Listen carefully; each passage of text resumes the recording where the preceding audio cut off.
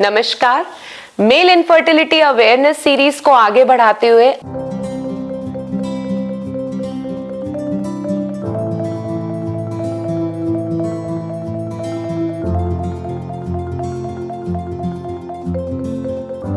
आज हम इस एपिसोड में डिस्कस करेंगे कि यदि male semen analysis report abnormal आई है तो अब आगे उनका मैनेजमेंट कैसे होगा। यदि सीमेन एनालिसिस की रिपोर्ट में कोई भी एबनॉर्मलिटी आती है तो बहुत ज़रूरी है जल्द से जल्द आप फर्टिलिटी एक्सपर्ट से मिलें ताकि जो प्रॉब्लम आ रही है उसको हम ट्रीट कर सकें। एक रिपीट सीमेन एनालिसिस 7 डेज के गैप में बहुत ज़रूरी होती है क्योंकि कभी कभी एक रिपोर्ट में ऐसा आता है और अगली रिपोर्ट में कोई दिक्कत नहीं होती है और सीमेन एनालिसिस में अप डाउन चलना नॉर्मल है। यदि सीमेन एनालिसिस में परेशानियां बनी हुई हैं तो कुछ पेशेंट्स को scrotal Doppler, hormone test, sperm function test, karyotyping, micro deletion Y chromosome को देखने के लिए, तो जब हम इन्वेस्टिगेट कराएंगे तब हम कारण या परेशानी की जड़ तक जा पाएंगे। तो ये जरूरी है कि एनालिसिस रिपोर्ट एबनॉर्मल है तो कंसल्ट करें, उसे रिपीट कराएं, रिकन्फर्म करें और एक अच्छे एक्सपर्ट एम्ब्रियोलॉजिस्ट से सीमेन की एनालिसिस कराना बहुत जरूरी है। एनालिसिस रिपोर्ट में यदि एबनॉर्मलिटी आ रही है तो पहली चीज, depending on abnormality medical management 2-3 महीने का दिया जाता है। इसमें कुछ लोगों को जिनको जरूरत है हार्मोन या एंटीऑक्सीडेंट और कुछ लोगों को हार्मोनल इंजेक्शंस भी देने की जरूरत पड़ जाती है। बहुत लंबे समय तक मेडिकल मैनेजमेंट का मेल इनफर्टिलिटी में कोई रोल होता नहीं है। ये केवल समय काटने की चीज होती है कि आपने टाइम जाया कर दिया और अपना विथ टाइम और पैरामीटर्स को डाउन कर दिया। यदि एसोसिएटेड कुछ मेडिकल प्रॉब्लम्स हैं, बीपी, शुगर, थायराइड, तो उसका ट्रीटमेंट करना जरूरी है। यदि सीमेन एनालिसिस में इन्फेक्शन आ रहा है तो स्पेसिफिकली सीमेन के इन्फेक्शन में लंबे समय तक एंटीबायोटिक देने की जरूरत पड़ती है। मंथ्स तक भी ये रेगुलर एंटीबायोटिक देने की जरूरत पड़ जाती है और इन्फेक्शन बड़ा ही कॉमन प्रॉब्लम है सीमेन एनालिसिस में एबनॉर्मलिटी का, और इसका ट्रीटमेंट प्रॉपर होना जरूरी है क्योंकि ये चीज यदि इन्फेक्टेड रहा आएगा तो ये फीमेल पार्टनर को भी इन्फेक्शन देंगे और दूसरे कारण बन सकते हैं। नीचे से इन्फेक्शन ऊपर जाने की वजह से फीमेल पार्टनर में ट्यूब का ब्लॉक होना, बहुत सी दूसरी चीजें हो सकती हैं और हमारा केस और कॉम्प्लिकेट हो सकता है। वेरिकोसील स्क्रोटल डॉपलर में मिल रहा है या पेशेंट को ऐसा महसूस होता है कि नीचे नसें सूजी हुई हैं तो इन केस में सर्जिकल ट्रीटमेंट का रोल होता है। लेकिन एक चीज इंपॉर्टेंट है, यदि वेरिकोसील का पेशेंट है और उसका सर्जिकल ट्रीटमेंट हो रहा है, लैप्रोस्कोपिकली क्लिप लगाई जा रही है, वेरिकोसील में जो नसों में खून भरा हुआ है उसमें क्लिप लगाई जा रही है, तो जरूरी नहीं है, इसका 50-50% चांस रहता है कि 100 लोगों की सर्जरी हुई तो 50% का सीमेन एनालिसिस इंप्रूव होगा, 50% का नहीं होगा।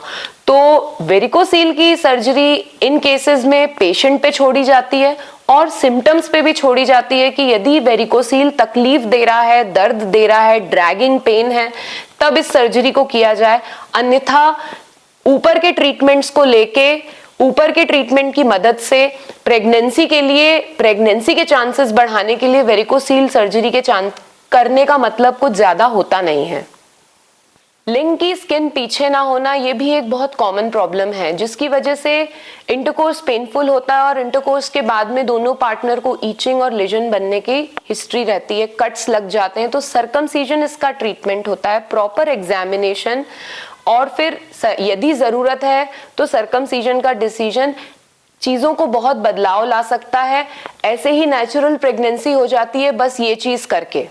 सीमेन पैरामीटर की एबनॉर्मलिटी यदि माइल्ड डिग्री की है तो आईयूआई माइल्ड मेल फैक्टर में हेल्पफुल होता है, जहां शुक्राणुओं की संख्या थोड़ी कम है, मोटिलिटी थोड़ी कम है, लेकिन 5 मिलियन से ज्यादा स्पर्म है जो स्ट्रेट लाइन में तैर रहे हैं, तो आईयूआई इन पेशेंट्स में हेल्पफुल होता है। आईयूआई जिन लोगों को इंटरकोर्स करने में दिक्कत है, इरेक्शन की प्रॉब्लम है, इजैकुलेशन की प्रॉब्लम है, उनमें भी हेल्पफुल है। जिन पेशेंट्स में हस्बैंड आउट ऑफ स्टेशन है तो सीमेन फ्रीज करा के कई साइकिल्स उनकी एब्सेंस में भी ट्राई करने के लिए फ्रीज सैंपल से आईयूआई हेल्पफुल होता है। आर्मी, नेवी और एयरफोर्स के पेशेंट्स जिनके हस्बैंड इस तरीके से वर्किंग उसमें हैं या आउट ऑफ स्टेशन ज्यादा रहते हैं, उनके लिए फ्रोजन सैंपल से आईयूआई काफी हेल्पफुल होता है।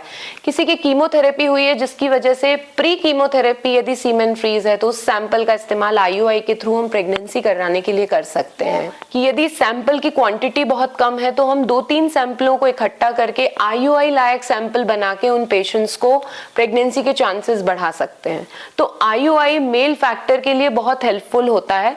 लेकिन यदि तैरने वाले शुक्राणुओं की संख्या 5 मिलियन से भी कम है या एबनॉर्मल स्पर्म्स दिख रहे हैं, 4% स्पर्म भी नॉर्मल नहीं है, हेड और कैप के 2 हेड दिखाई दे रहे हैं, छोटे हेड दिखाई दे रहे हैं, स्पर्म के हेड के डिफेक्ट्स हैं, ऐसे केसेस में आईयूआई से हेल्प मिल पाना मुश्किल होता है।